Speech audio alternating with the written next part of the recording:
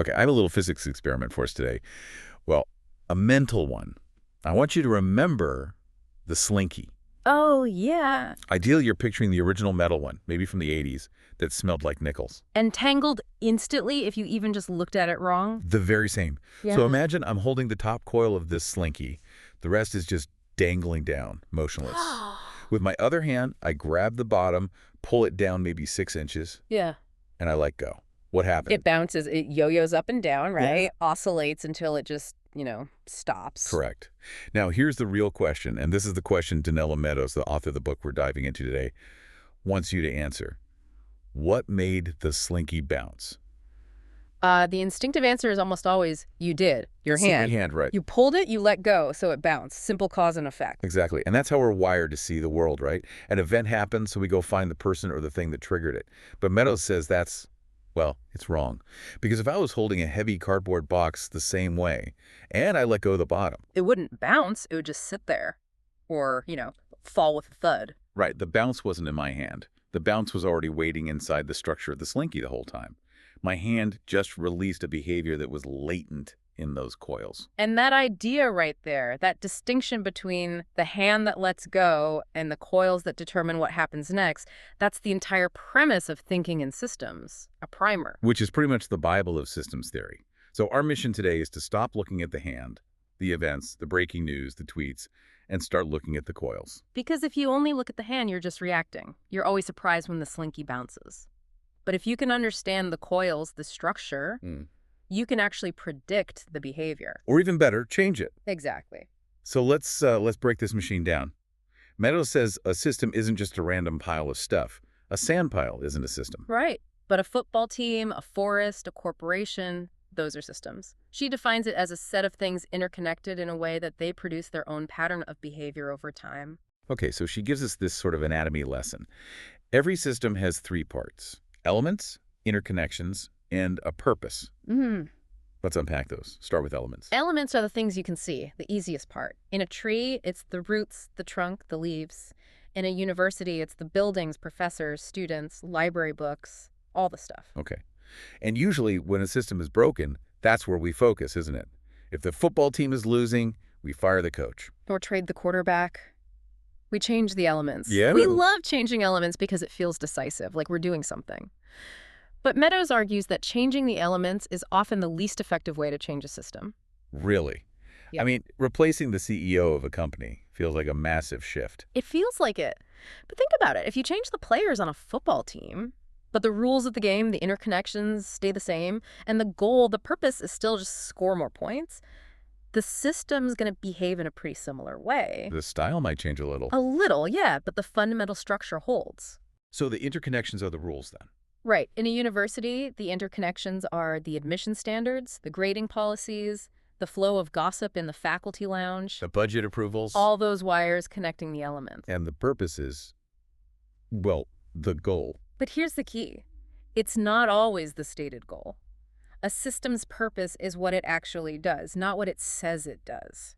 If a government says its purpose is protection, but it spends all its money on surveillance and none on healthcare, the system's real purpose is surveillance. That is a crucial distinction. Deduced purpose versus stated purpose. And here's why it's the biggest leverage point. Let's go back to that university. Same building, same professors. But imagine we secretly swapped the purpose. Instead of educate students, the purpose becomes maximize profit. I feel like some listeners are thinking, wait, isn't that already the case? Fair point. But just play it out. If the purpose is strictly profit, suddenly the admissions department changes the rules. They're not looking at grades, they're looking at bank accounts. The research department stops basic science and only studies things they can patent and sell. The professors who are great teachers but don't bring in grant money. They get fired. You haven't touched a single brick on campus, but the entire system morphs into something unrecognizable. Because the purpose dictates the rules, and the rules dictate how the elements behave. Precisely. If you really want to change a system, don't just shuffle the deck chairs. You have to change its purpose. Okay, so that's the anatomy. Now we need to look at the physiology, how the system moves. And for this, Meadows takes us to the bathroom. Ah, yes. Bathtubs 101. This is the central metaphor for, well, all systems thinking. It's all about stocks and flows. The water in the tub is the stock. Right. A stock is the memory of the system. It's anything that accumulates. Money in the bank, trees in a forest, CO2 in the atmosphere. Even the level of trust in a relationship. That's a great one. And the flows are how things get in and out. The faucet and the drain. Simple enough. It sounds simple, but this is where we get tricked. We tend to fixate on the inflows, the faucet. If we want a bigger stock of money, we think, I need to earn more. But you can get the exact same result by plugging the drain, by spending less. This brings up dynamic equilibrium, which sounds like a, I don't know, yoga pose or something, but it's a really important concept. It is. So you look at a bathtub, and the water level is perfectly steady. It looks static, like nothing's happening. Wait, it's just sitting there. But not necessarily. The faucet could be lasting on full, pouring in gallons a minute. But if the drain is wide open, letting out gallons a minute, the level stays steady. So the stock is stable, but the throughput, the turnover, is massive. Exactly. And that's a dangerous state. A forest might have a stable number of trees, but if you're cutting them down as fast as you plant them, that ecosystem is in a high-stress, high-throughput state.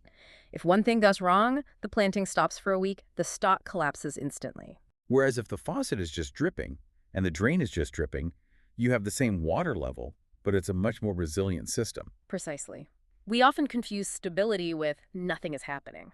But keeping a system in dynamic equilibrium usually takes a lot of active work on those flows. So what controls the faucet and the drain? This is the engine of the whole thing, right? The feedback loops. This is the core mechanism. A feedback loop is when a change in the stock affects the flow into or out of that very same stock. It's the system talking to itself. And there are only two flavors we need to know: balancing and reinforcing. Let's start with balancing.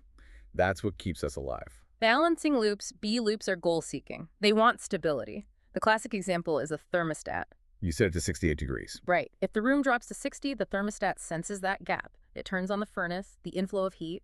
When the stock of heat, the temperature hits 68, it turns off. It balances. It resists change. Yes. And this is why organizational change is so hard. You try to change a procedure at work, and everyone resists.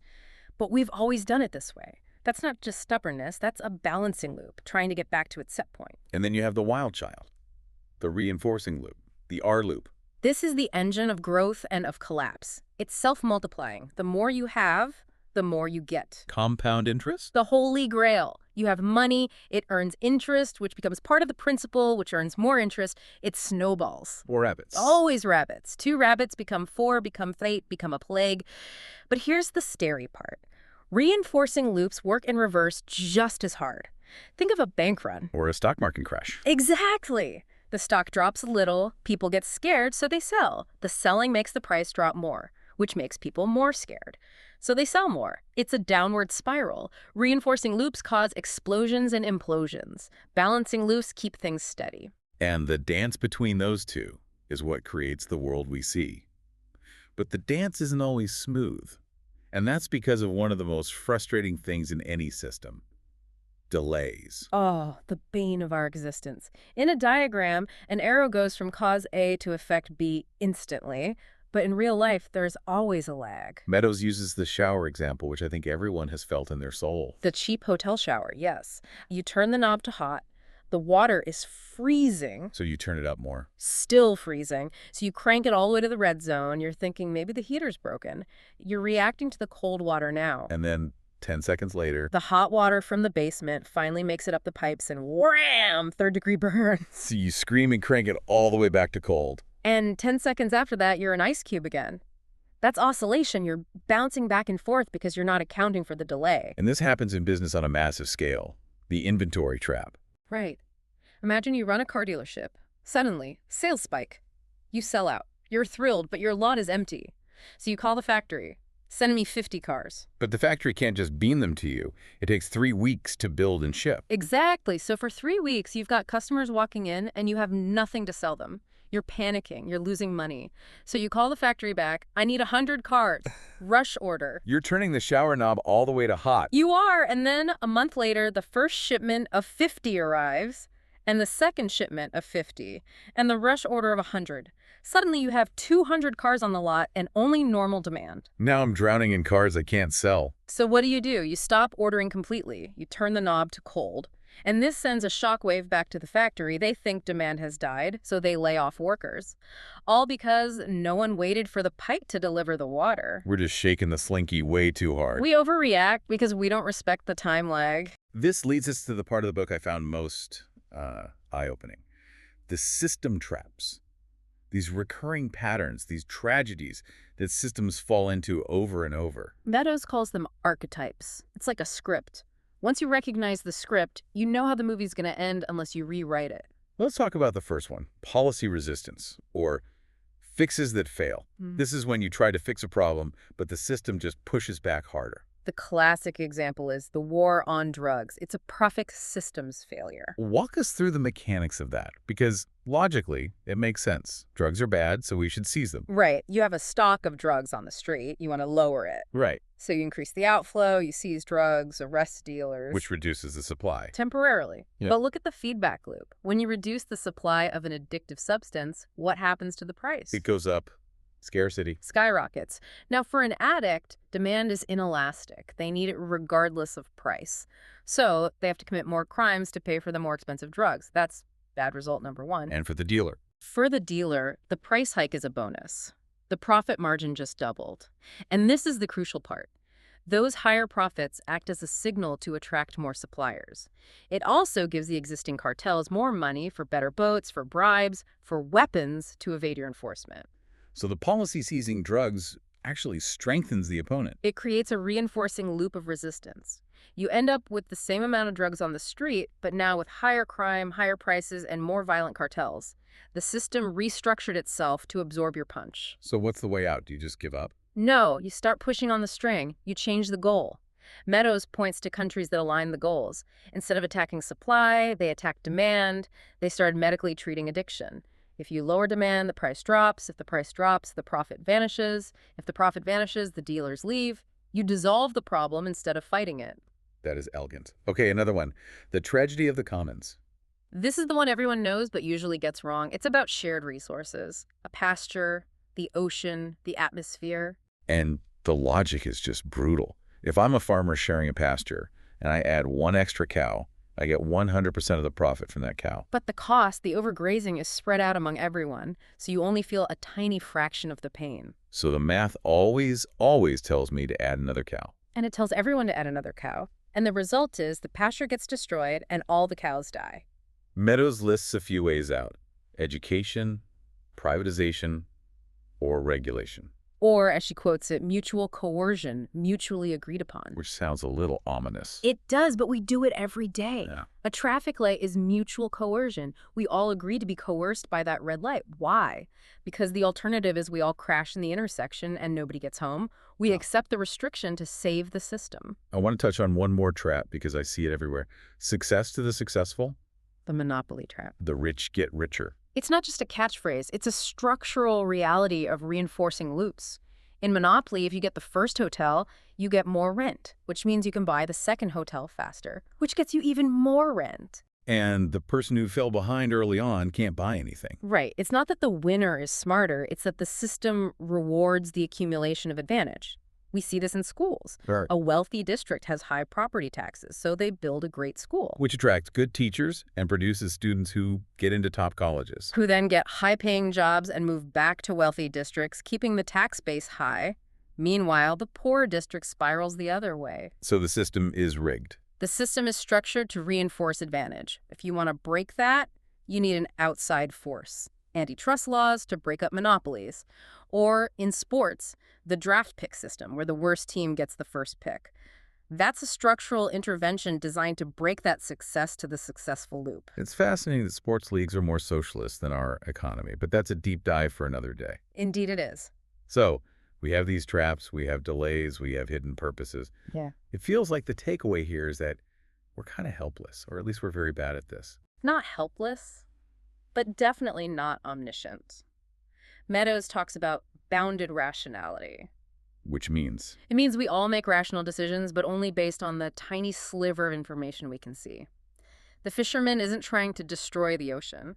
He's looking at his boat payment and the price of tuna today. He's being rational within his bounds. But the sum of all those individually rational decisions is irrational ruin. Exactly. The invisible hand of the market sometimes becomes the invisible foot that kicks us. There's a story in the book that I just loved about the electric meters. I think it perfectly illustrates how to fix this bounded vision. Oh, the Dutch housing development. It's a classic. Yeah. So they built this suburb where all the houses were identical. Same insulation, same appliances, same demographics. But they found that some houses used 30% less electricity than others. And it wasn't random. No, they couldn't figure it out until they looked at the construction. In the high-energy houses, the electric meter was in the basement. Out of sight, out of mind. And in the efficient houses. It was in the front hallway. People walked past it every time they came in the door. They could see the little wheel spinning. That is such a tiny detail. But it closed the feedback loop. It made the information visible. They didn't raise the price. They didn't lecture people on saving the planet. They just moved the meter. They expanded the bounds of the residents' rationality to include their energy use. So bringing this all home, what is the big takeaway here? I think it's humility. Absolute humility. Meadows calls us blundering satisficers. We are stumbling around in these complex systems we don't fully understand, pulling levers and just hoping for the best. That sounds terrifying. I actually think it's liberating because Yeah. it means you can stop blaming evil people for everything. If a system is consistently producing bad results, whether it's a traffic jam, a failing school, or just a messy kitchen, it's usually not because the people in it are bad. It's because the structure, the delays, the feedback loops, the incentives is perfectly designed to produce that bad result. So the challenge for everyone listening, this week, stop looking at the hand. Stop obsessing over the event that just happened. Look for the slinky. Right. Ask yourself, what is the structure driving this behavior? Where are the delays? Where are the reinforcing loops? Don't just push harder, move the meter. Exactly. Find the leverage point. Thanks for taking the deep dive with us. Always a pleasure.